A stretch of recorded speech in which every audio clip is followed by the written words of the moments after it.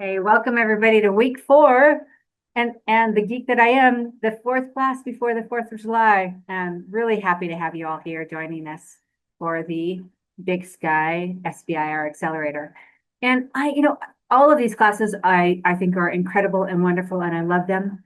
These next two classes, this week's and next week's, are really going to be things that can help you really prepare that compelling narrative and very clear, well-defined statement of work that you're going to need to successfully compete, especially in the contracting agencies, DoD and NASA. But really, I think Dale and I both thought a lot of what we're talking about in these two classes, really all of them, really apply to any of the agencies, but this particular accelerator really has that strong filter of DoD and NASA. So we are going to couch most of what we talk about really with respect to those two contracting agencies, and really as we've talked about before in previous classes, looking at the topic descriptions, etc. So with that, you guys, everybody, welcome. So happy that you are here.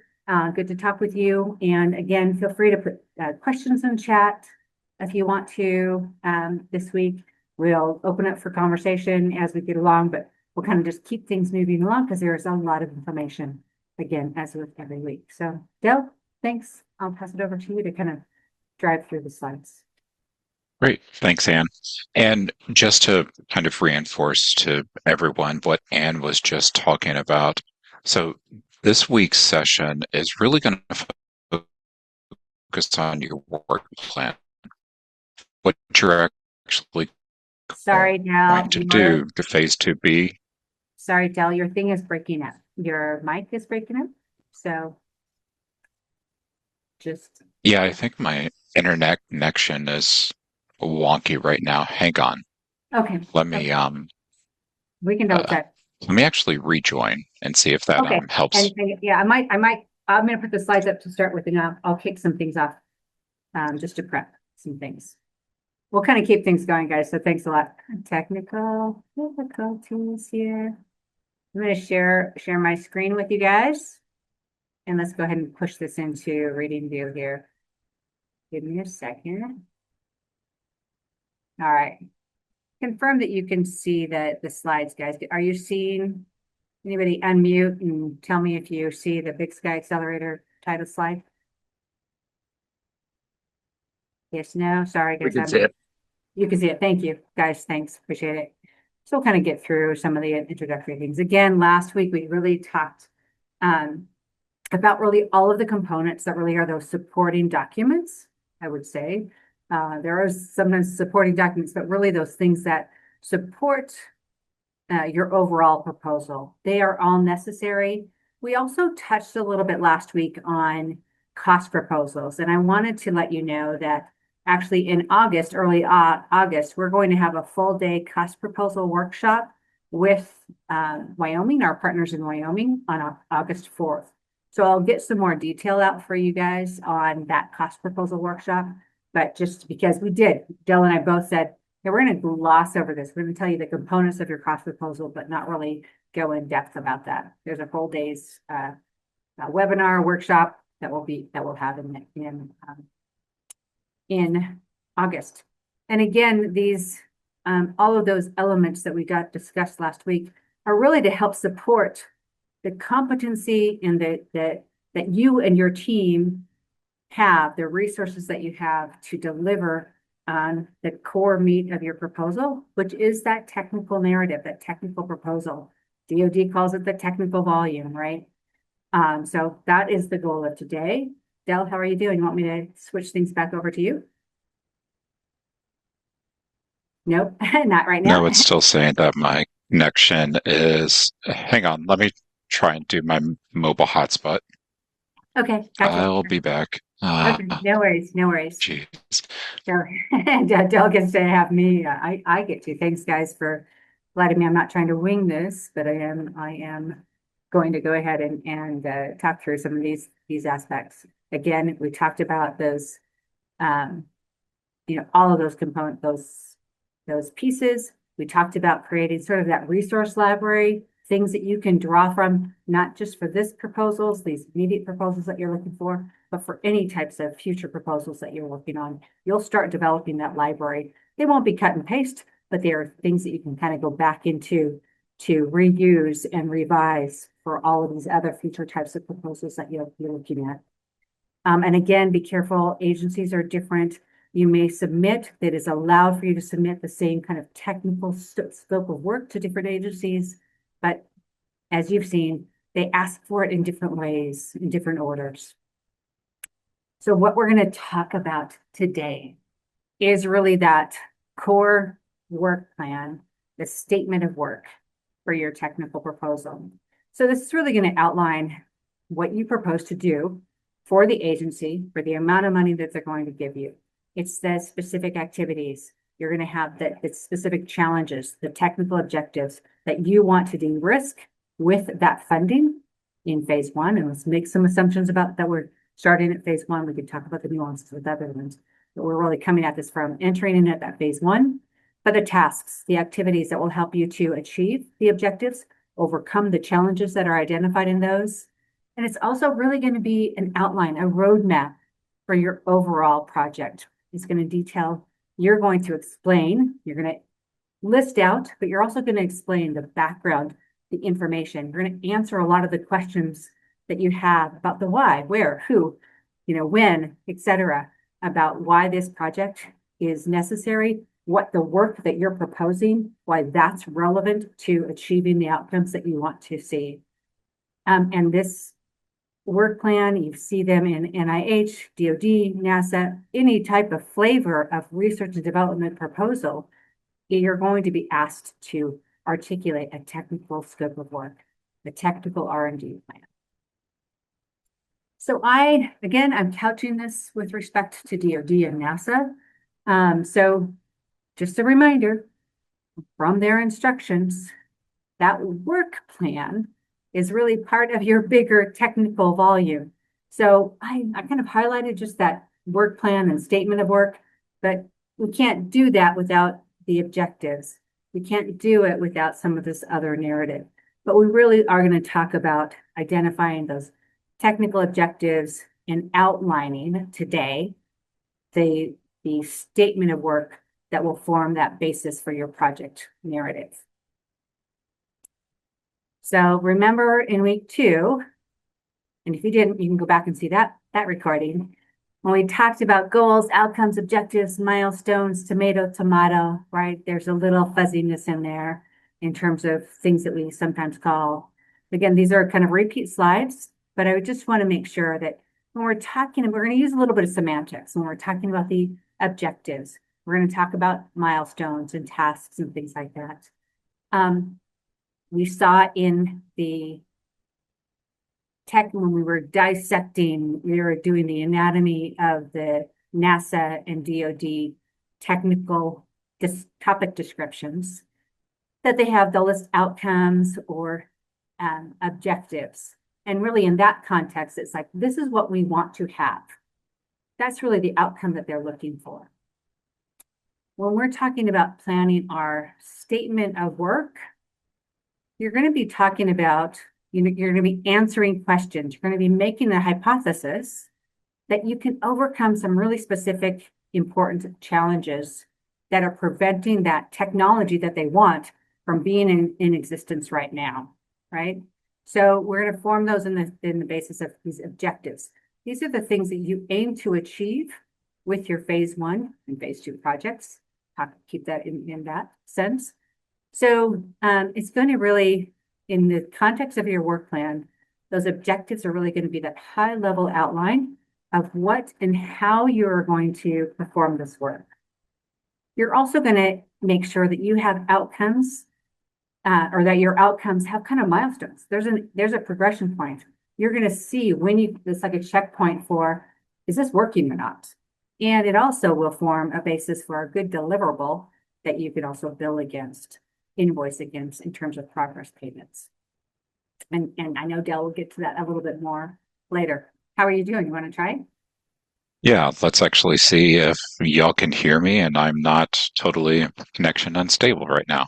It sounds good. And I, just as a possible option here, Dal, is if I run the slides for you, I know we might have a little bit of the next slide stuff that may help with your bandwidth. You let me know. Yeah, it may. Just working situations of having to be in a co-work for a month because they're I doing a know. giant construction project in my home. Yeah. Um, but yeah, let's actually do that, and I think that might actually help out quite a bit. But Yeah. one couple things just to kind of reinforce what Anne was talking about. You know, your work plan is really that here's what we're going to do with the money that we're going to receive.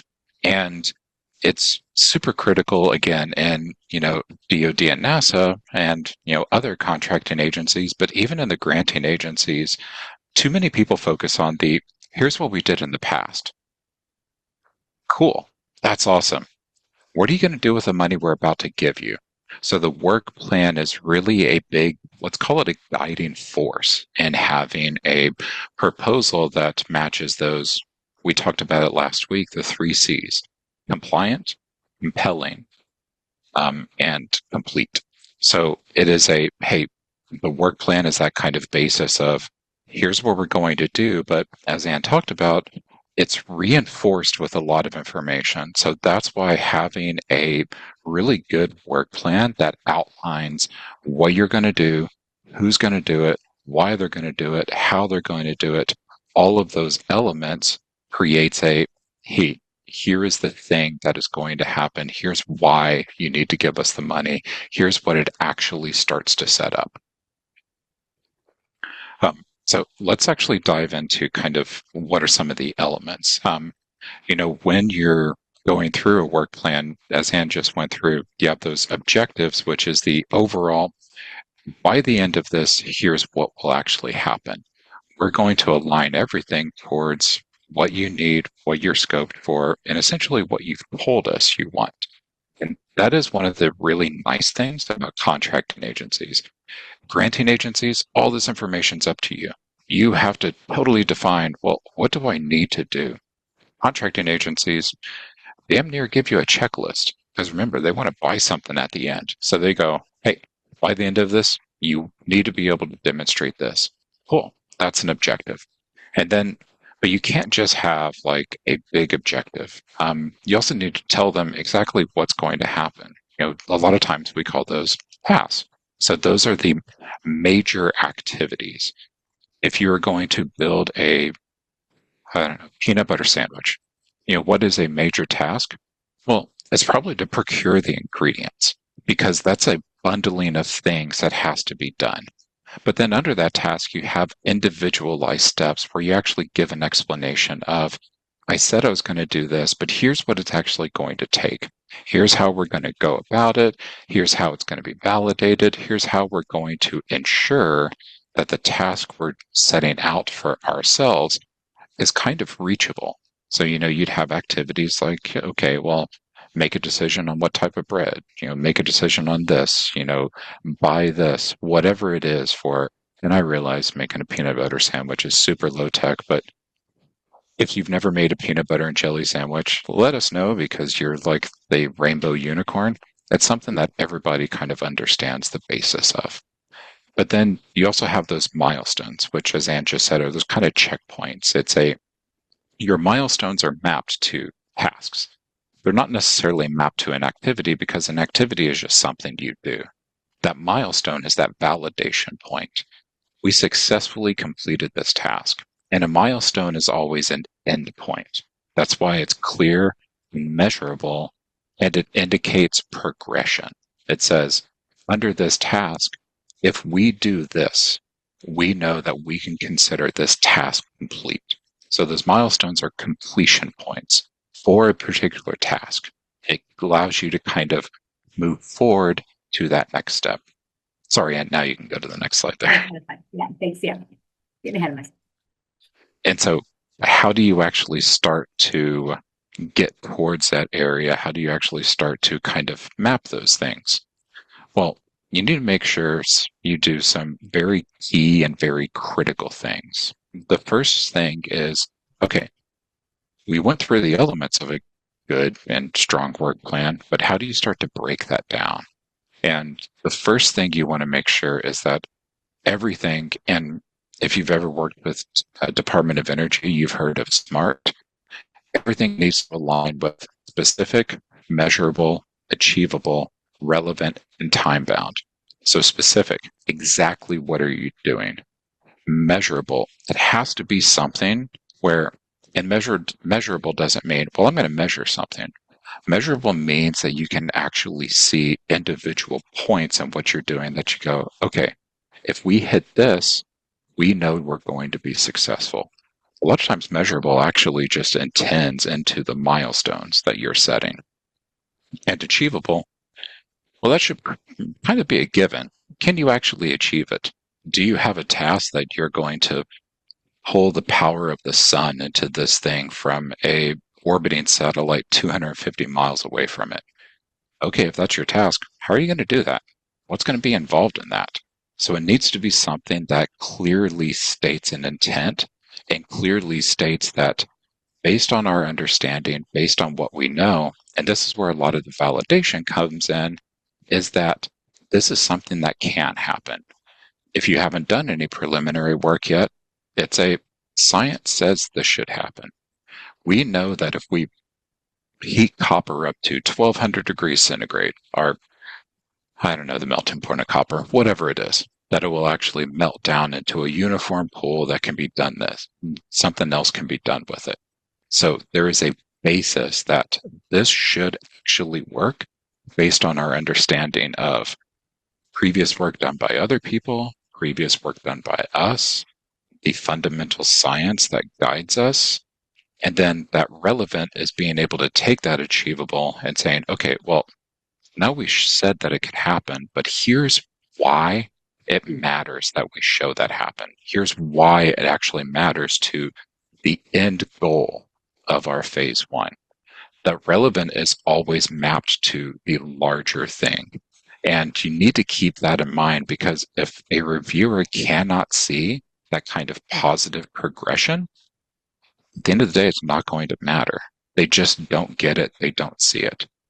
And then, of course, time bound. Your period of performance is 3 months, 6 months, 12 months, 18 months, however long it is. So what are you going to do over that time period? And that's not just the entire phase one, that's down to the task level. We're going to take these tasks forward for the next 3 months. And here's why it actually matters to the overall progress of the project.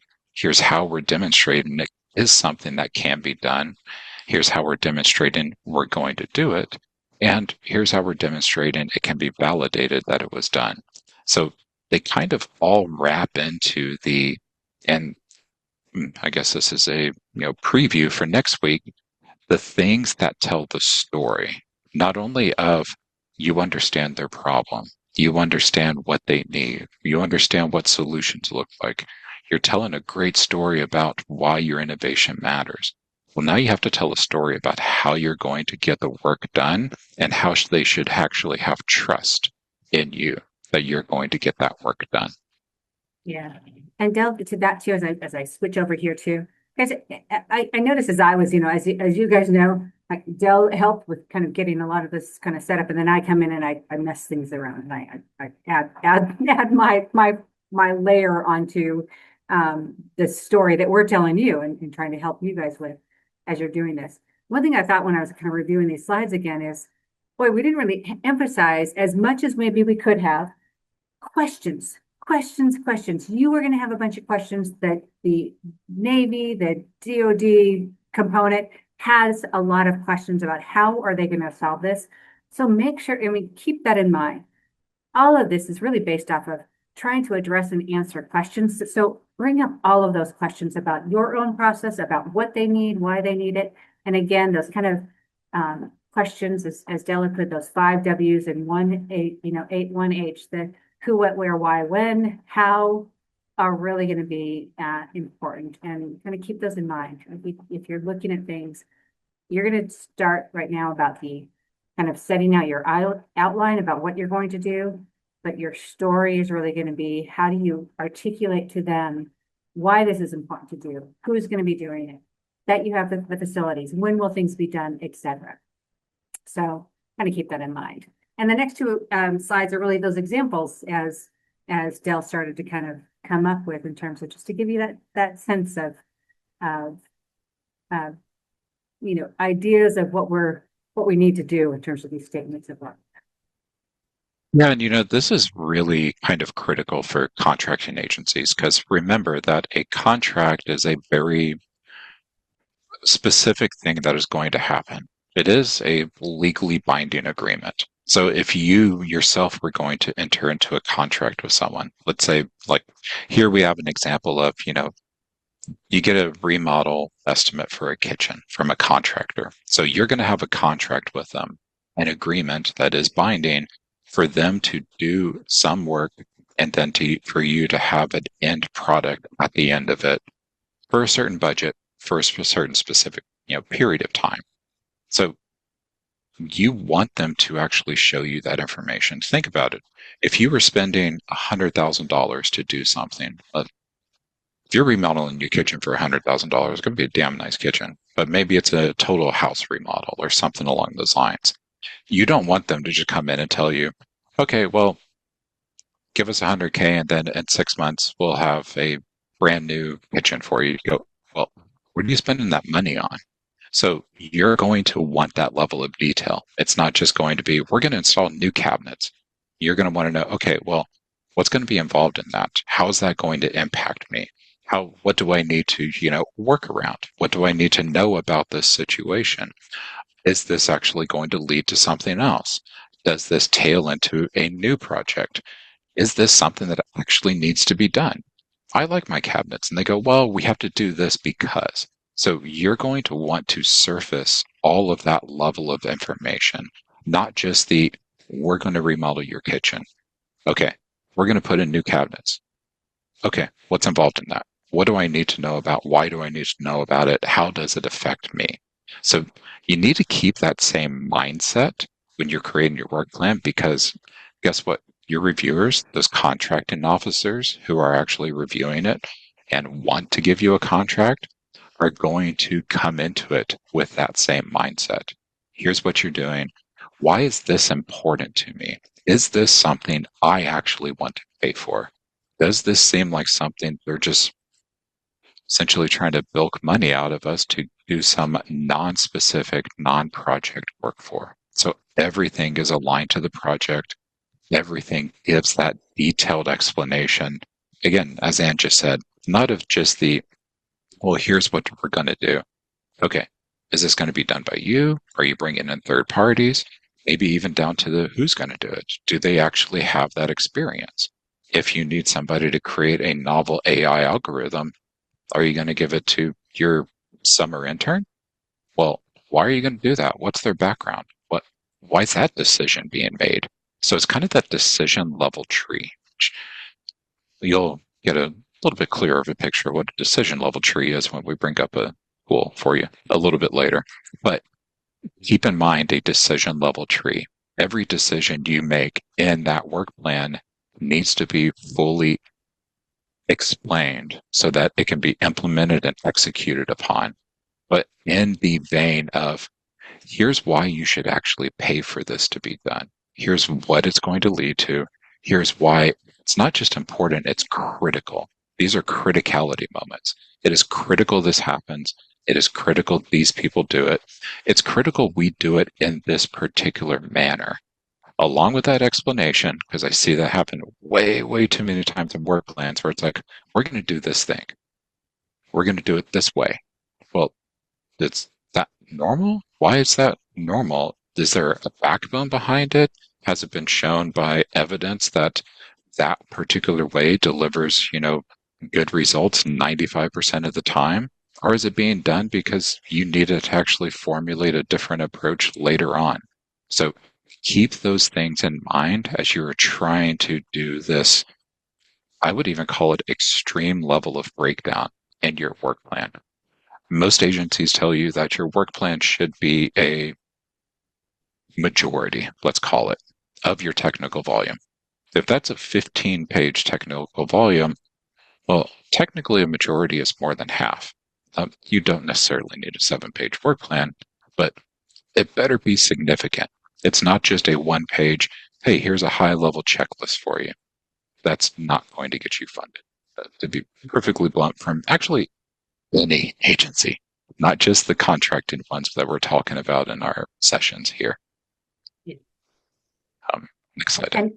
Yeah, and I'll kind of go on as we're going to the next slide too, guys. Just as again to Dell's point, especially with the contracting agencies, but even with other subject matter experts within other granting agencies, but especially DoD, NASA, when they're defining a topic, a specific topic, right? So we'll gloss over the open topics, but there's still a demand. There has to be a demand signal. So especially those specific topics, it's a specific topic for a reason. They've tried it. They're looking for it. They're trying to address this problem. They really do have a pretty good sense of what it is. They have a lot of background, and that's why in the previous week session, I think week 2, we discussed reaching out and having those conversations with the technical points of contact when you're allowed to do so, because you will garner a little bit more information about what they have done, in addition to the references and other citations that they provide in the topic description. But they have a reason for asking for it, right? So you want to learn as much about that as you possibly can. A question that I have for you two is that as they're asking these technical questions, our responses should be as detailed as possible, correct? Mm-hmm. Okay, that's good. That was my question. Yep. Not the time to be vague. It is not the time to be vague, right? And yeah. You want to explain what you're doing, how you're doing it, why you're doing it. And I always say, even to the point of tipping your little bit of secret sauce. We're not really talking about that in detail here, but we can talk about how you make sure that you protect and that this proposal is protected under SBIR data rights as long as you appropriate markings, et cetera. But yeah, you really want to make sure that you're building that confidence that they can see. We'll talk some more later on too about things, the ways that you can make sure you're demonstrating that. So great question. Well, then also one thing, when we're talking about that as detailed as possible, and this actually gets back to kind of a reinforcement point to something I just mentioned about reinforcing with them that, hey, this is the correct way to do this, because detailed as possible that an outsider will actually understand. Because the people that are reviewing these, the people that are making the funding decisions, they're contracting officers. They are customers. And anybody that's ever been through like an I-Core model or a business model canvas seminar or anything like that knows that a lot of times you have two different stakeholders with what you're developing, customers and end users. So that end user is going to be hey, I'm in the field and I'm suffering from this. I know the exact functionality and the way this works and the way it has to. And the contracting officer has a general understanding. So that's why, and specifically to what Anne was just saying, yes, be as detailed as possible, but you can't be detailed in a way that you go, okay, only somebody that's been facing this for the past 5 years, day in, day out, 24/7, lived, breathed, ate it, will understand it.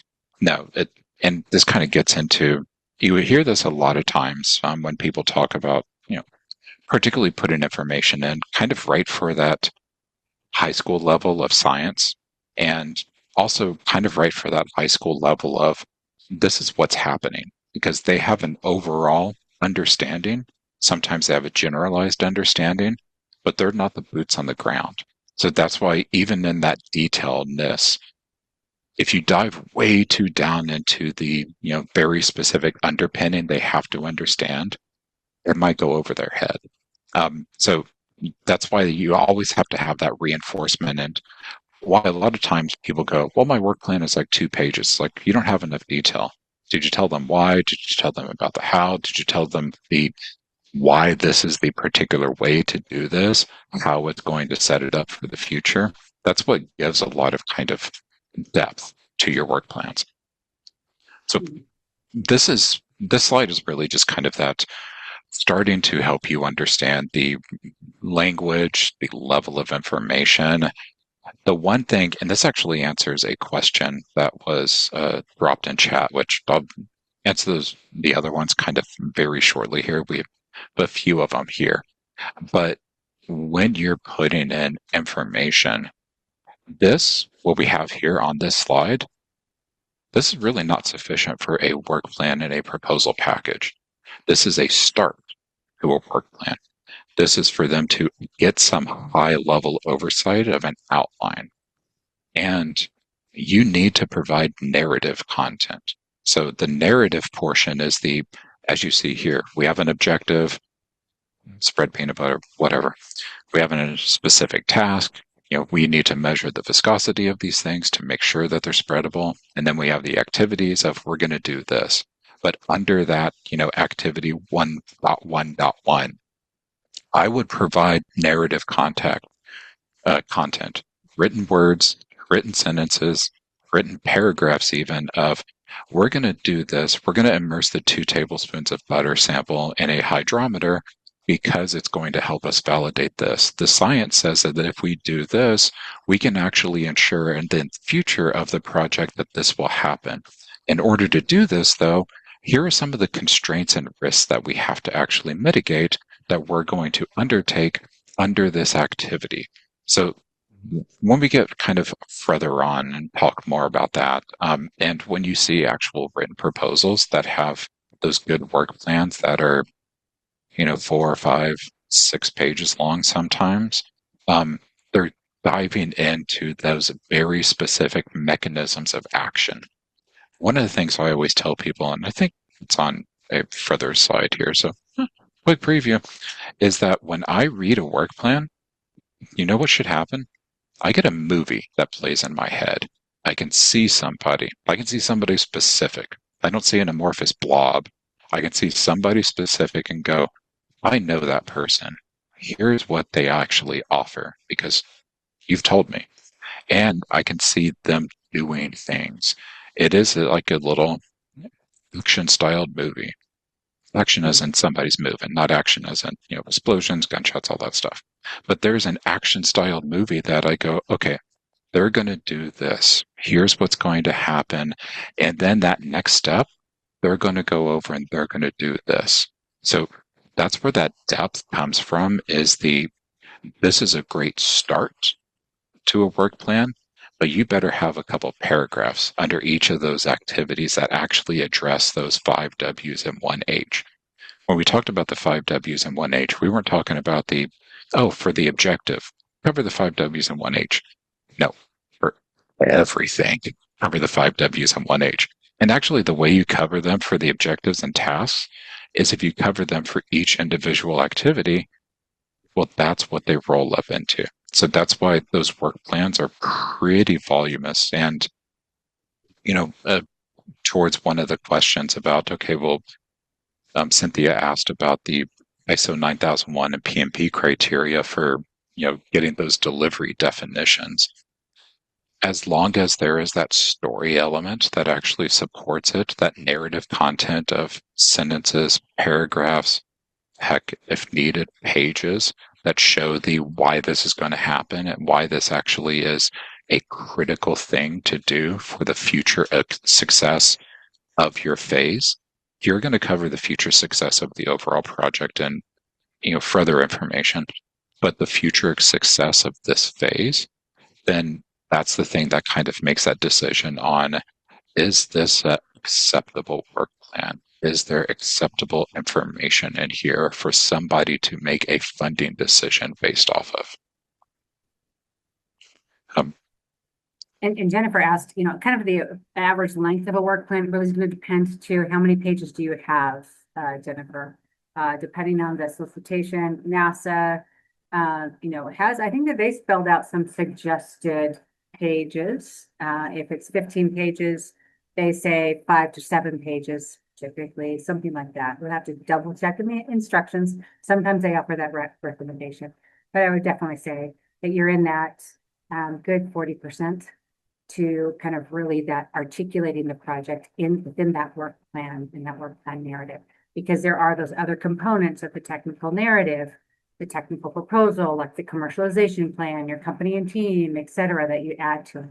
But really the project description should be a good majority of those pages. So again, it depends on if you're allowed 5 pages or 10 pages or 15 or 20 pages. Hopefully that helps. And it also depends on the other things that they're, asking for. And the generalized DoD instructions, it's a 15-page phase 1. You have 12 different sections. People go, okay, so that's about a page per section. For the other ones, besides the work plan, that work plan should probably still be 3 to 4 pages by itself and as it stands alone. Then, you may have a 1 page on identifying the problem and significance of the opportunity, maybe a 1 page on that commercial transition, maybe a paragraph on some of the other things, but that's why that work plan is kind of a kickstart to the, are we going to fund this or not?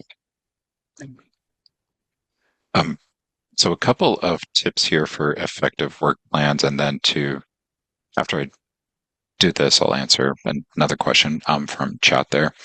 So again, remember, and this actually goes along with what we were just saying, that this is a technical narrative. Sure, it's technical, but it is narrative in nature. Everything you create is always going to be kind of narrative in nature. You are telling a story. You are telling hey, here's why this happens. Here's what it actually means. Use things like, bullet points and tables appropriately, but again, don't make it the end all be all. And this gets into some of those things that we talked about with the SMART, like assigning roles and timelines for each objective. That actually lets the reviewer know, okay, who's going to do this? When are they going to do it? How long are they going to do it? It keeps those things time bound. And also the assigned roles keeps it relevant. You describing the people that are working for the company, working on the project, maybe even working for a sub-awardee or the consultant, whoever you have working on the project. You're telling them that this person's going to do this because they are the most applicable on the team because they have 14 years experience working in this area. Or they devise this thing that is actually out there on the market, so they really know how to actually make this work, how to have things actually happen. A lot of times people just go, well, I'm going to have, and the reason we say be sparing and using things like bullet points and tables is too many people make that the entire goal of someone to understand, and they're a referential mechanism. And really, that's all they should be. It's fine to actually have a table that shows them an overall timeline. In fact, put that in something like a low-level Gantt chart where it's just, hey, over this 12-month period, or however long your period of performance is, task 1 is going to take 3 months. Task 2, we can start subsequently, or we can start concurrently with task 1. It's going to take this amount of months. Something as simple as that. But that should a lot of times be the extent of what you put in there for things like tables, unless it's a table that shows that we're going to do this particular way, because if we extend it by an additional 3 months, we can actually exponentially increase the amount of data that we're going to be able to use to validate the model that leads us into an expectation for a phase 2. Whatever wording and verbiage you actually use there.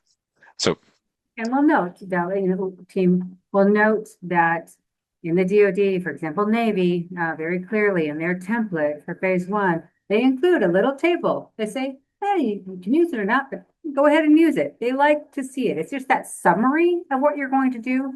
Again, it just helps to supplement the description of your project that you have, but then it gives them that quick executive summary look at what you're going to do within that time frame. So of course they want you to go ahead and leverage certain things that help them capture it. But again, don't do everything. I've had people who sent us proposals to review who were just completely bulleted. And I said, okay, that tells me a bunch of stuff that you're going to do. And I have no context for why this is important or how that gets you to achieving the outcome that the DoD wants. So again, we get the idea right now at one step, at one version, you're gonna have a lot of bullets. There's a lot of bullets in PowerPoint slides, right? But again, we want you to be keeping that next layer is that you're gonna fill in those details that we have here. Thanks. Yeah. And this actually gets towards two additional questions that are in our chat here. One, a question on, having a WBS with those dependencies, resource assignments, kind of that tell that story. That's not really a story. That's a snapshot of a story. So that's why we're talking about that. This is a narrative and kind of reinforces what's on this slide. Because think about it. What's a snapshot of, King Arthur? Boy born, meets an old man, gets handed a sword, becomes king. Well, what happens in that? Is there anything critical I actually need to understand?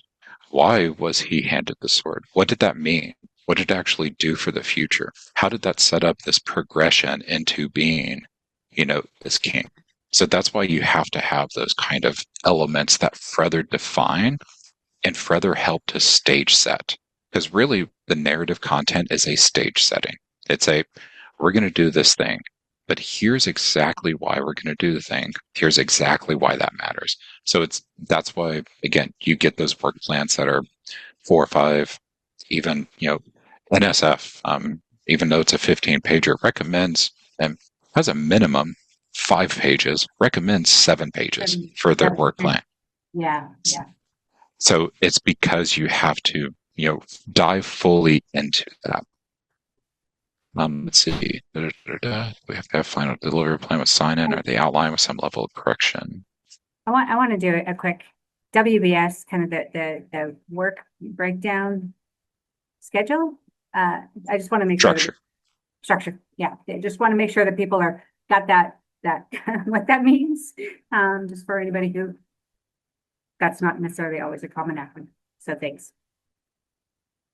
Yeah, and then we talk about, phase 1's feasibility, et cetera, right? But you're also aligning your plan with the agency expectations. And we saw again when we did the anatomies of the technical scopes of work, or excuse me, the topic descriptions that either combined with the description and then what they lay out for what they expect in phase 1 and phase 2, both DoD and NASA have some level of, here's what we expect to get from you at phase 1. Here's what we expect to get from you in a phase 1 option. If you're Navy, it's the only one that does that.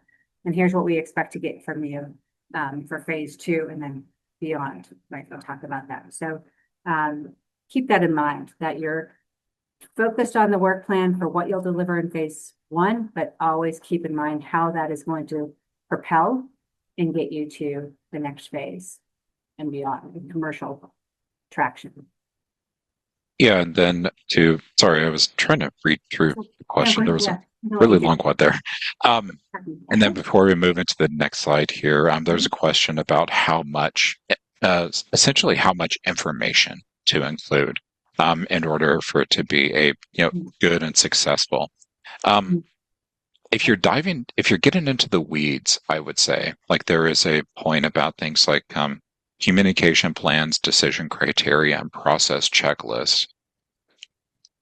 If the individual steps that you're going to take in such a finite substep really don't tell a good overall story of why it has to happen, like for something like a communication plan, a contracting officer just needs to know that maybe that you're going to communicate with someone and it's a dependency and that there's a risk involved and how you're going to mitigate that risk. They don't need the finite, okay, in this communication plan, what we're going to do is we're going to do an initial outreach at, day 4. If we don't get a further, confirmation of at least acceptance of information by day 12, here is the elevation step that we're going to take, because it's nuance. They don't need the nuance to that level. Really, they need the nuance for the activity, but not the nuance for if we're going to purchase materials, we're actually going to source them from here. We're going to use this type of computer to actually navigate to the website. We're going to use this type of browser, unless there's a determination that you need a specific type of computer system to remain relevant to ITAR. If it tells information that actually supports the objective and you need that nuance to actually get across to them, then sure, that's actually appropriate. But if it's nuance that dives into a very simple mechanic, that's probably not super necessary, to be perfectly blunt. Yeah.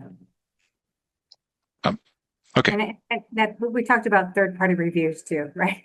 Sometimes that's kind of a level that other people who read through it can kind of see like, hey man, you're talking way too much here, or I have no idea what you're talking about here. Can you fill in some details for us? So I'm just adding another layer there that the holistic proposal will catch some of those. Did I say too much here or not enough? No, I think this is actually perfect because really this slide is a review slide. Just to review the information and kind of reinforce the stuff we talked about is we hammered, I kind of did hammer on, hey, here's what you have to do, because the people that don't do that stuff don't get funded. So when we talk here about, common pitfalls, a pitfall means you fell in their trap and you're not going to get money out of them. The pitfall just stops all progression. That's the definition of a pitfall. So if you do these things, you're not going to be funded. If you have vague or generic tasks, well, how do you address that? Remember, SMART, specific, measurable. I realize there were 3 other letters. We'll get to that. Ensuring the activities are relevant. So the things that you are actually going to do, 1, match the budget, but then 2, match their intention, the funding. So when you're talking about the activities, if you have something in there like if you need to travel to a demonstration site to actually get end user feedback to do some A/B testing, well, what's the purpose of that? Do you have to actually travel there? If you do have to travel there, awesome. What information are you going to gather, and how does that validate that you've completed this task and can check off a milestone? Maybe it's an objective completed.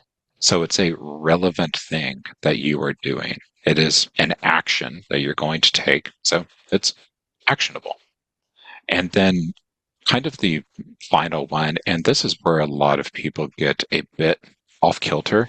And I think this actually kind of also speaks to some of the questions that we've had. And, every time we help someone with their work plan, it's something I see constantly is people too often treat these as siloed things.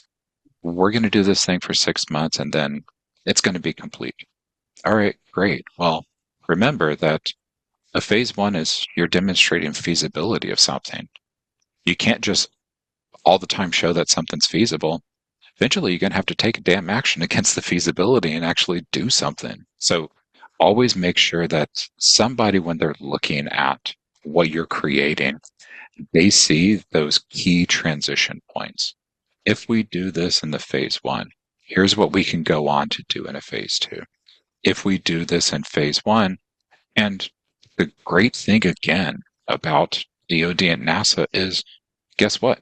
They tell you, hey, when you finish your phase 1, here's that pathway towards a phase 2. Here's what we want to happen in a phase 2. And it can really help you structure your work plan, which we're going to have an example here very shortly that kind of does outline when I looked at a topic and tried to write a task list for it, I had no clue just looking at that phase 1 on why some of the things were happening until I looked at the phase 2 and said, okay, I need to communicate this task that's going to happen because this is actually what I need to do in a phase 2. So remember that even though these things are SMART, they're time bound to that whatever your period of performance is, they need to see how you're going to take it one step further in the future, which is that transition into a phase 2, transition into a TACFI, StratFi, whatever other funding mechanism that you're actually going to utilize there. Right. And we have a section on commercialization that really is kind of another layer of that. Next week, we talk about kind of really the technical storytelling, and it sounds a little woo-woo. It's not. It really is very relevant to kind of this filling out these details, and it kind of we'll come back to what we said this week about explaining and delivering, telling them, having them follow the journey of why this work gets you to the next phase, to the next transition opportunity, et cetera. The benefits that they hope to see from having that technology. So we'll get to that. The commercialization, we'll talk a little bit more about some of the things, depending on the agency, the stage, what they're asking for, how you can actually support the types of relationships that you're building kind of offline to do that too, as Del just mentioned. That is part of your story. Del, should we do this before we go to map objectives, or do you want to do this later? You tell me. I actually want to do this later because I want them to see the stuff that you had put together for at least like breaking down objectives. And then I'm going to show them like how to actually work through it. But just real quick, kind of high level overview. There's a lot of different tools out there that you can actually use to start an outline, a high level outline of a work plan. Because remember, every work plan is supported by narrative content. So this is just how you start to structure your ideas about, what are my tasks? What are my objectives? What are the actions I'm going to take? Where do they lead to? And to the question in chat, yes, we actually make that available. We call it a resource mapper because there is a specific section where you actually map the resources. Also a good tool to know. There's even stuff in here about being able to start to outline cost. So as you're putting together your work plan, you have that decision point that you go, oh God, I'm over scope because this is going to cost, 4 times what my budget is. So we have that available, but this is just a really great way for you to know that if I put these elements in here, how much am I going to have to explain? How much other content do I need to create? What do I need to create to tell that information to that reviewer on when we do this, we have to do this because it leads to this, because it leads to this, because it leads to us actually being able to action on a milestone or deliverable and tell you that, hey, we completed this thing, we're moving on, we had no issues, or we had an issue with this that we solved, or here's an issue that actually might come up in the future for you to actually be aware of and know about, and here is a way that we need to figure out how to mitigate it. So it's just it gives you an understanding of what level of information and detail do I need to go that an outsider, which we talked about that kind of red team review and that third party review, not last week, the week before, whenever we talked about it. But it's a level of hand this off to somebody. If they understand why you're doing this, okay, well, now you give the explanations of as a contractor, you need to pay us to do this thing because it does this. Yeah, and it is going to be very valuable. I will send that out to you when I send you a copy of the PDF of these slides later on this afternoon. We'll do that. So, mapping objectives. So you kind of talk about this, and then we can kind of just look at a little simple example. We might not go into big detail in it, but I'll show you some example that I can run through. And Go ahead. I was just going to say, I think this is just, we've told you all about how to kind of approach and go through it. This is just those, let's take the idea of how do you do these high level steps? Well, these are the high level steps. Again, identify the work based on their expectations, what they want, the outcomes they want you to get to. Focus on the current phase. Don't put stuff in phase 1 that's going to be phase 2 work. It shows. Don't put stuff in a phase 1 that should have been a pre-work, particularly for something like a dual use technology or an open topic. You say, okay, well, we have to figure this thing out. It's like, oh, so for things you've probably already figured out, now you have to figure out how to make it for us. So focus on what their expectations are for that particular phase. and design and develop that work plan around it, paying attention to the details. So this gets into when we went through a topic breakdown and said, one of the things you always have to try to pay attention to is numbers, metrics, performance measures. So if that requirement is for material to withstand a force of 240 newtons, okay, well, how are you going to have to design around that? How do you test that? How do you validate that it actually works? How do you show that it can be maybe mass produced? How do you show that it's actually feasible for that material to integrate into their workflows, their supply chains, whatever, again, their requirement is about they're not just going to ask for a material that can withstand a force of 240 newtons.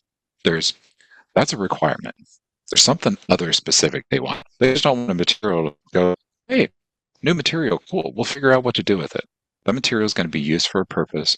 That material needs to be developed with, some goal in mind, and it's going to be used to actually get around this critical problem. So all the information that you're putting together actually reinforces the things they're telling you, maybe not in plain language, maybe you kind of have to ferret it out sometimes, but most of the time with these contracting agencies, particularly D&D and NASA again, it's going to be pretty specific in hey, we need this material because this is what sucks for us. It's keeping us from doing our mission in this specific way, and this is a pitfall for us. It's a stopgap. Help us overcome this stopgap. So some of the things, guys, that I, maybe just as a little bit of a teaser, kind of getting into these next phases, I'm going to come back to where we're doing there. Yep, and the objective there. And then before we get into kind of doing kind of a breakdown of this, big caveat here, guys. I went through and used a little bit of AI to pretend like I knew what I was talking about. I do not suggest that any of you do that, because if you do not know how to structure your work plan, you shouldn't be performing that work, right? I don't know how to address this problem, so I just played around with some things, but I put some really good prompts in there.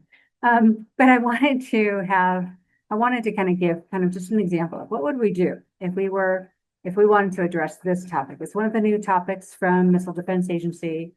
This is not a full-on new problem, but things have apparently not been sufficiently addressed. They have a number of commercial off-the-shelf components that are getting fried when they are in low Earth orbit or beyond, and they want to make sure that we can protect some of these computing devices and make them more radiation hardened.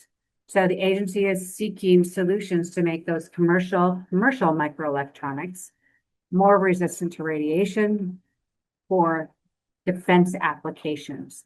And that's the gist of this topic outline. So again, we can do it if we need to, but I'm not going to go back into that particular topic description. And I have the cooking show slide here, guys, but that's an actual topic you can pull up in DSIP to take a look at just for that matter. Remember, we looked at, okay, this is going to require level 1 CMMC. That's surprising because it's ITAR as well, but okay.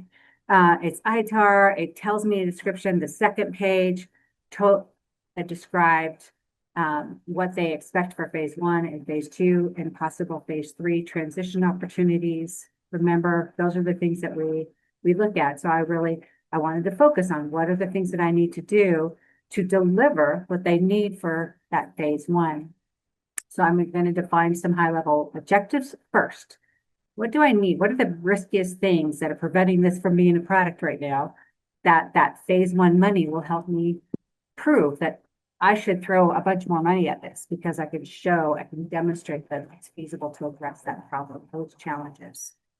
Break down each of those into those tasks and activities, who, what, where, how that will be done, and then make sure that you're aligning that with delivering for what the agency asks us to deliver in phase 1.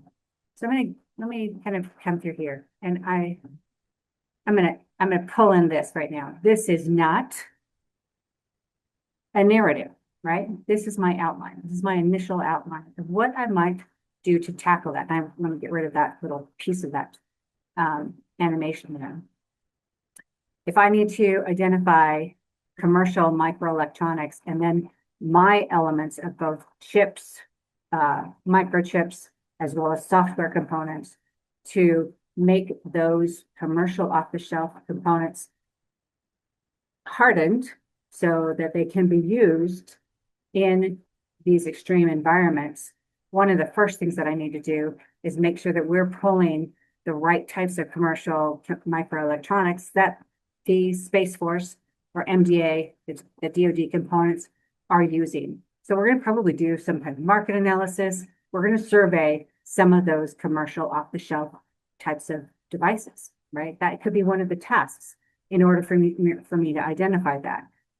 And again, I can go through this, guys. This is just an example, right? But if you kind of get the gist of high level, then what is going to be required in order to carry out that objective? Another objective would be, okay, let me design and simulate this packaging system, this chip wrapper to encompass the commercial microelectronics in our device that will harden it, radiation harden it. And let's make sure that we can design this architecture that allows the commercial off-the-shelf components to still do what they do. They do them and they want them because they do what they do very well. So instead of trying to make some other new device that's automatically radiation hardened, let's take those, let's wrap them somehow with chips, computer architecture, etc. And so what we want to do is kind of design some of that initial packaging design. We want to simulate this extreme environments, etc. I think you kind of get the gist there, right? So this is kind of that idea of what am I doing? And again, I mapped this back to what did they ask for? What did the description say? What were some of the tolerances that they had? For example, down in the objective 3, they had indicated some very specific performance metrics, which I have no idea what it is, guys, the MIL STD 883. But for example, I'm definitely going to make sure that I bring anything that they've said it must comply with this or it must perform to this spec. And that is going to be clearly identified in the outline for my statement of work right here. And then we will talk more about it when we write the full narrative of that. Well, and while we're on this slide, and because we're trying to get people to think of that jump to a narrative. So on that activity 1.1.1, compile a list of candidate devices based on performance compatibility. So I would probably start that off with a narrative sentence of our team is going to go out there and survey using known methodologies for sensor arrays that are actually performing this type of work, because this aligns to the intention of, I think you said that was MDA? Yeah. This aligns to the intention of MDA and being able to survey known suppliers in this ecosystem that need to have this radiation hardening. In order to verify the results of this, activity that have been done, or this list that has been put together, we're going to actually sort and classify the information in a, Excel table, power table, whatever you want to use, an LLM, I don't care, on, criteria that include. So rather than it's it's based on performance. Well, what is that performance? It's doing, are you actually subdividing it into, low Earth orbit, high level orbit, near moon orbit? I don't know the different levels of orbits. I've run space accelerators. I should know that. But that's why, everything that you say in here, even the, activity 1.1.2, document selection criteria referencing DoD requirements and ITAR. Well, what are those requirements to your understanding? What's that compliance to your understanding? How are you actually going to go about that, since, some of that information might be protected? Do you need to actually engage with a PMO office within MDA to ensure that they can actually deliver the information to you? If they can't, what's your subsequent thing there? If we cannot guarantee that this information will actually be delivered to us, here is the additional step that we're going to take. We're going to go out there and source through all known reports on executive actions and after reports through congressional hearings to comb them for data on where were the failure points in these types of systems and why was that a failure, to map towards our understanding of DoD requirements and ITAR compliance. Kind of when we talk about the narrative content, that's actually what you're saying. You're creating those sentences that actually dive into the, well, if you're documenting selection criteria, what's the movie that plays in my head? Somebody sitting in front of a desk? Maybe? I don't know. Well, what are they actually selecting? How are they documenting it? So when we say that, you need to provide that level and, that detail in the narrative, that's that kind of detail we're talking about. Yeah, yeah. And actually, Del, I'm so glad you brought that up too, because that was something I was thinking before. I said, oh, shoot, I should have had a little mitigation bullet here too. It wouldn't hurt for you to kind of just actually have another little element of what if this goes wrong? What alternate path that might help me to confirm my objective is achievable or not? Again, remember, phase one is feasibility. To be completely, if you have something truly highly novel, it could be that one of them does fail. If that's not the end of the world, per se, that is the risk that the government takes with these phase ones.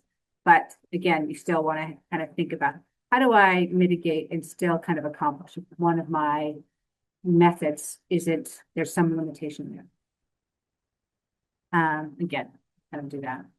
But yeah, back to some of these is really some of the things that will also help, and I'll let Dale talk about this. The rationale, this narrative description, it really helps the agency to have confidence in what you are doing. That's what's important here. Yeah, and that's what those high-level bullets here kind of speaking towards is whenever reviewers read these work plans,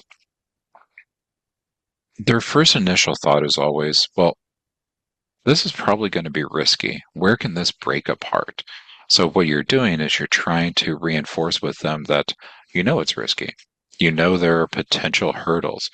You're not saying that there are no hurdles, because there's no hurdles. Why are they funding it? It should be risky.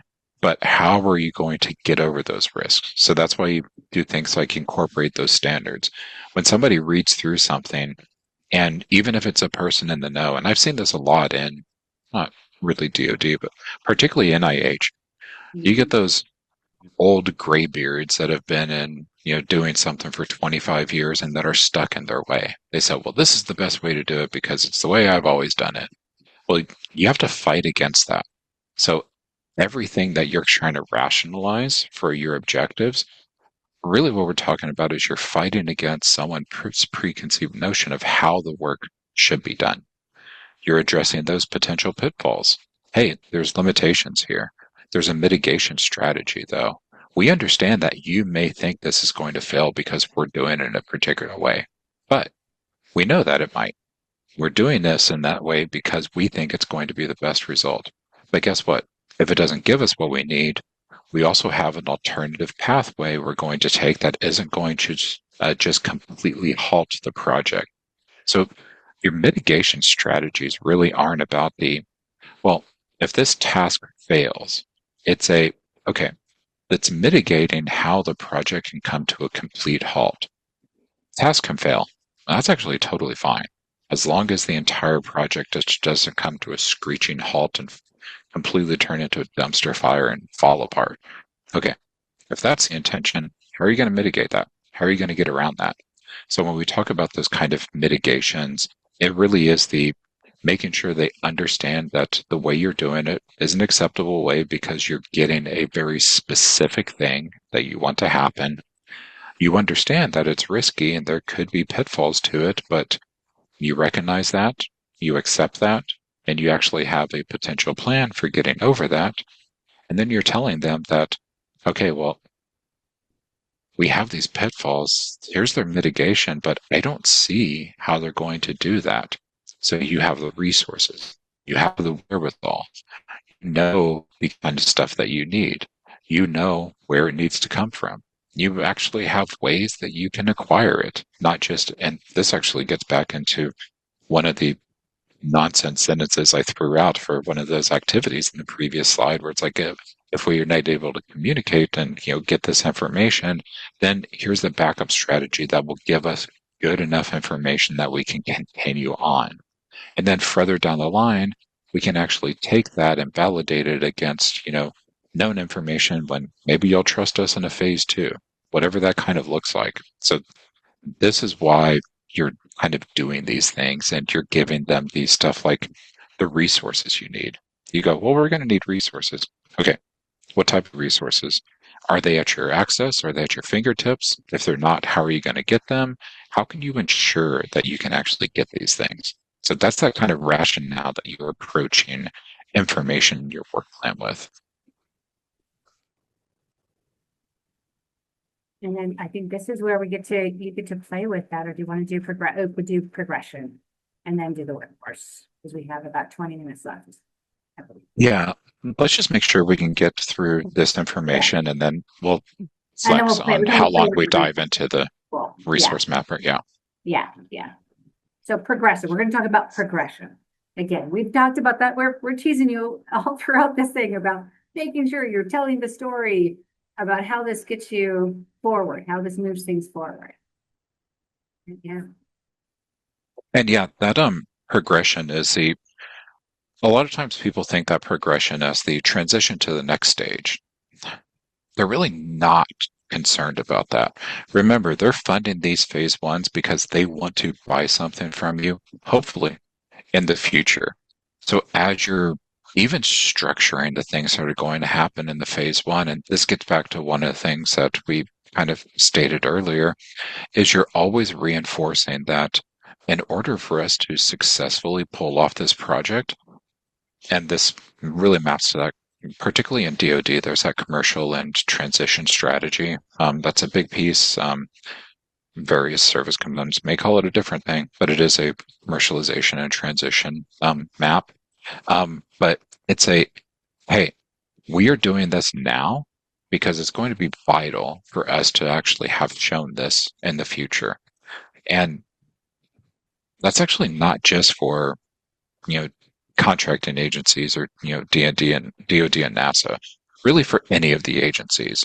Even at the phase 1, you want to give them that, breadcrumb trail of, if we do this right now, this is why this has to be done in the phase 1, why we have to show that it's feasible to do this, why we have to start to pull together this information, why it forms a backbone or a foundation for continuing towards that product that's going to be developed, that solution that's going to be developed. So everything is always focused towards that. For granting agencies, the product in the future, because products are for the commercial market. For contracting agencies, that depends on the contracting agency, but specifically for DoD and NASA, the solution. Solutions are different than products. Product is something you put out there for people to consume. Solutions are pulled from you to actually solve an issue. So you always want to be, and maybe it's not extremely specific. Maybe you don't have to say, well, in the phase 1, we're going to do this work because eventually in a phase 3, we'll do this. But they need to get that understanding of what this actually means for that future. And, even including using things like your cost to build those relationships. Even if it's not part of the phase 1 feasibility, if you know in phase 2 that you're going to need to bring in these types of experts, maybe you have a phase 1 activity that is actually, perform initial, or send over some information for them to validate that this is the correct way that this subsystem needs to be, or the plan for the subsystem needs to be structured. So in the phase 2, you're not going to risk any hurdles or any potential pitfalls that would keep you from being able to progress. So you want to start to lay those things out there in that track of, overall, you want to deliver something to them. In a phase 1, here's the stage gate. In a phase 2, here's the stage gate. And that phase 3 is this stage gate. But what do I need to look at to make sure that I can move between that phase 1 to phase 2? that I can move between that phase 2 to phase 3, that ultimately I can move fully along that path from a phase 1 to a phase 3. You're probably not going to jump to a phase 3 because people aren't going to buy a solution based on this seems like it'd be feasible. It's been done, but yeah, but go ahead. Yeah. So sure, it can happen, but No, yeah, sorry, we mood didn't want to falling go out on of the that. I was sky. just teasing. Yeah. Del, I wanted to interject if that's okay. And it's probably you're saying it and I'm just kind of throwing the and filter on this too, guys. When we're talking about that phase, when we say think about phase 3, part of that is again, remember, ask questions about yourself, about the project, everything. And part of that is what is the gap that I have, right? As Del has mentioned, maybe that gap in getting to phase 3 is that the real big prime partner that owns the program of record. You know you're going to have to work with Lockheed Martin. What relationships can you build? Can they come in at phase 2? They do this, guys. They will be you can sub-award to big firms. Phase 1, they're not going to bother there, but possibly phase 2, if you've made those relationships. That's an example, right? So partnership is one of those gaps that you may feel that you're addressing that help you to be thinking about what's the end game here. And many of you who I've worked with who have considered DoD, I always tell you, I've said it so many times that I can't remember who I said it to. Don't do DoD if you don't want DoD to be your customer. And the flip of that is if you're doing DoD, get in your head that you are going to be a defense contractor. So you need to make sure that you're playing that role, that you're learning as much about becoming a defense contractor as you possibly can. So that was kind of my flavor onto that. Thanks, Doug. And that actually tees it up for the next slide that we have, which talks about the customer. Yes. Oh, it does. Yes, it does. Because yeah, as Ann just stated, you always keep that in mind. You actually want to know, and this is something you do even before you start working on the proposal. Do your research, find out who that actual customer is. We mentioned this when we talked about topics that, hey, this topic is, being put out by Air Force. Air Force is not a customer. The US 59 Squadron within the Air Force is a customer. Somebody like that is your actual customer. And, the Air Force isn't your end user, an operational unit. So it's always really good to ensure that whoever is reviewing it actually understands that you really do understand who's the actual customer, who's that end user, and then find out about, their missions, their constraints, their operational environment, what they use, because you're going to have to reference that stuff when we talk about, okay, well, in our work plan, in our phase 1, we're going to do this. Because we understand that when this is a fielded product, it actually needs to be able to hold up towards this environmental constraint that our end user, who is X, always reinforce, faces out in the field. All of that is that, hey, we really understand what's being put before us. You told us these very specific requirements. You told us these very specific specifications. You didn't actually tell us about this, but we understand it's going to be a specification that needs to be adhered to in a phase 3 because we did our homework, showing them that you actually did the homework and that you are thinking about that. What does this need to look like when it is actually given to somebody to utilize? We understand what's it's going to be. When they buy the quote unquote box, we know what's in the box. We know what needs to be in the box. We know how that box needs to be delivered. We know where that box needs to be delivered. Everything that kind of goes into that, not just the purchasing decision, but the consumption decision and the consumption, let's just call it uses and protocols. And always, again, just try and reinforce that we're going to move through channels. We know that there are channels. We know where we have to work through things. As Ann just said, sometimes you have an actual defense prime that is really the customer and the end user because they're the owners of that program of record. So being able to kind of tell them, we understand this, we plan to bring them in and, the future to do this, which speaks towards that next slide we have. which is how you actually integrate that information. So again, in that background, you're telling them you know where things are, you know the problems they're facing, you know who's actually facing it, you know how they're facing it, and you know what the outcomes are from that. Because remember, we talked about this before. For problem statements, people just put information. Information's not a problem. What the outcomes are and what's actually intended to happen and how that's not being reached, that's the problem. So you're giving that level of information on when this is actually fielded, this actually happens. We know that it's actually up. Sure, you told us that these need to be hardened for radiation, but it's actually across this band of radiation, which this band of radiation is very prevalent in here. That's why it's not a guarantee that things are going to fall out of the sky. But if this phenomenon appears, this is a known thing. There's a way to potentially get around it. And we've actually figured out that way. And the way you get around it is this, which leads to this not happening, which leads to your mission being fulfilled. However, you're setting that up in kind of a narrative style. And even, again, as Anne just talked about, working with things like partners in the future, there's always going to be a section talking about relationship with future work. Because your future work, maybe it's the phase 2. If you're in a phase 2, maybe it's that, sole source. Maybe it's looking at other veins of funding. Maybe it's whatever you have to do to get this into either A, a product, or remember, B, a solution. Well, if it's solution, what's the scalability?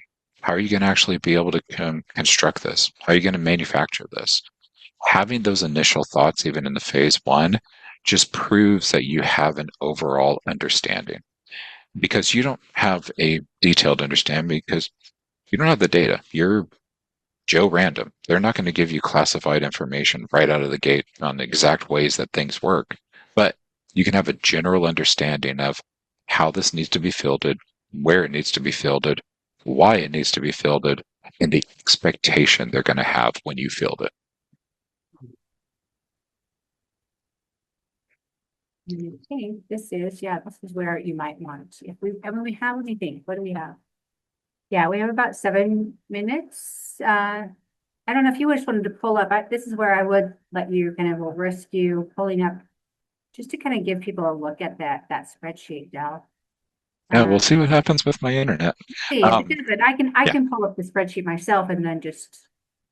I actually have started something, but let me pull up these since I really can't even share them at the same time. So just as a awareness factor, Anne gave you that example of radiation hardening.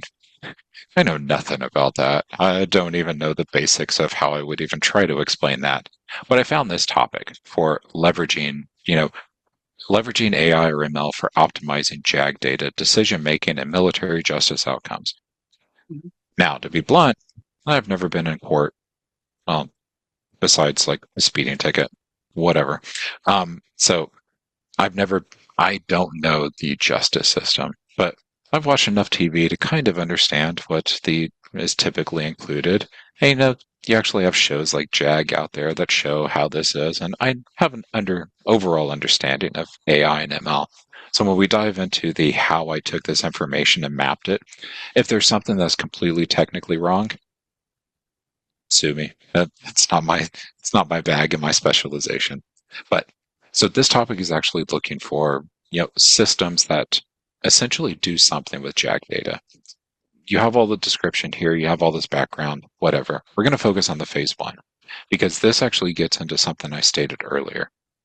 So I know if I'm putting together a work plan here for a phase 1, the phase 1 aims to explore AI, ML analytics, predictive models, and visualizations for AFDW, JA's data handling and decision process. The focus is on theoretical design. So all I need to have to them is a theoretical design, validated by simulated data. I'm not going to get data. I'm going to have to simulate the data. Addressing issues such as data quality and predictive modeling. Okay, so whatever I'm doing, I know that the data is not guaranteed to be 100% accurate, 100% viable, and any decisions that can come out of that are going to obviously be flawed because data is not complete.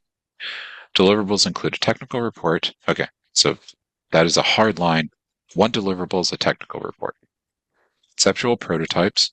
Okay, so I have to have at least one conceptual prototype. Maybe I can have more than one. And just language navigation with y'all. When it just has prototypes and doesn't have that in the kind of parenthetical means either or. If it doesn't have the parenthetical, it means this is the way it is. So more than likely they're expecting that, well, at least one, but probably multiple conceptual prototypes here just because of their language choices they made. And a transition plan. So how am I going to move into a phase 2? But if I wrote my work plan just off of this phase 1, I really don't know anything. I know that it's analytics and I know predictive models, but predictive models for what? I have no idea. It's going to be a really kind of, just put it blunt, crappy work plan. But now if I go in down here into the phase 2, I see that it's demonstrating operational valuability for Air Force judicial and legal case management use cases. Okay, so I'm actually going to be dealing with some very specific information. Prototypes must exhibit end-to-end performance in automating data ingestion, quality enhancement, and decision support. So I know my prototype's going to have to be built into phase 2, and I have this information about that, how that prototype is going to be built, the requirements to it.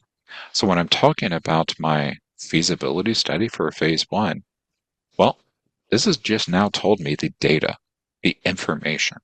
When I'm putting together my tasks, what do I need to pay attention to here? So let's actually flip over here into the, oh God, where is it? Here's a resource mapper.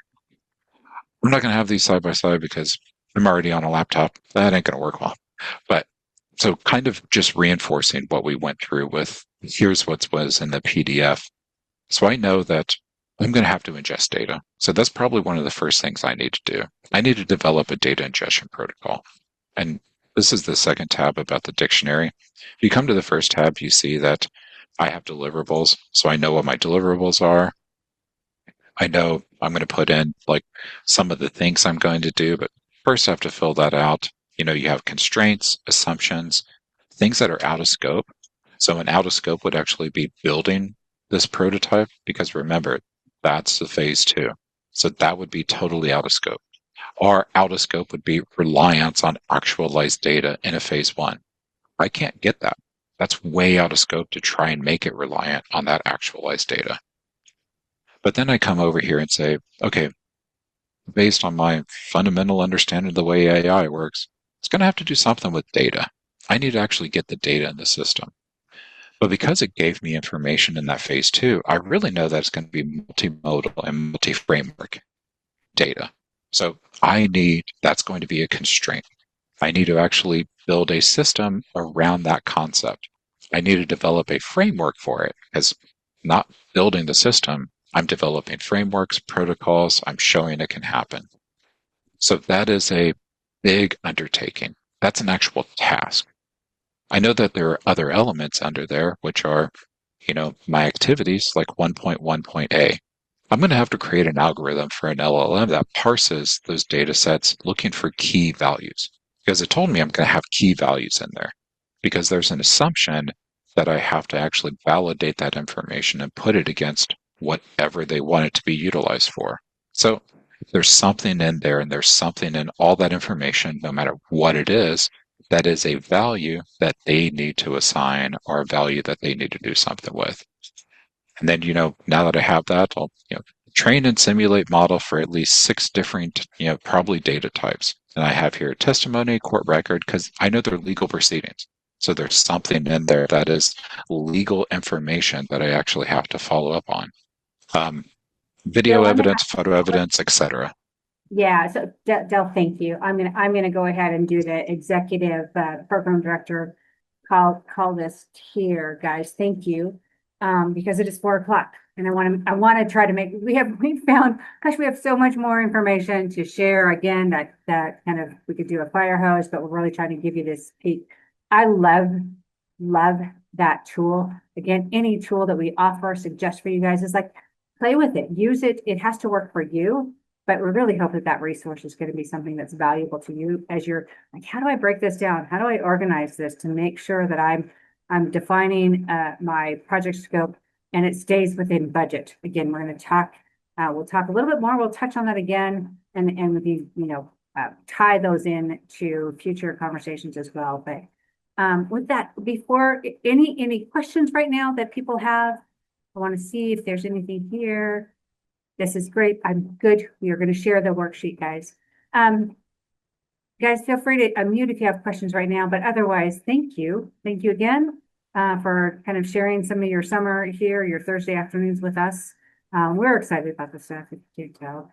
Really excited for next week. You'll see in the slides kind of what we're teeing up. I put some book recommendations in there that you might want to look at as well, but we're really going to talk about kind of how you pull in the human aspect of how you really relay this story throughout your proposals. And again, it might sound a little creative writing-ish. It's not as creative writing-ish as you think.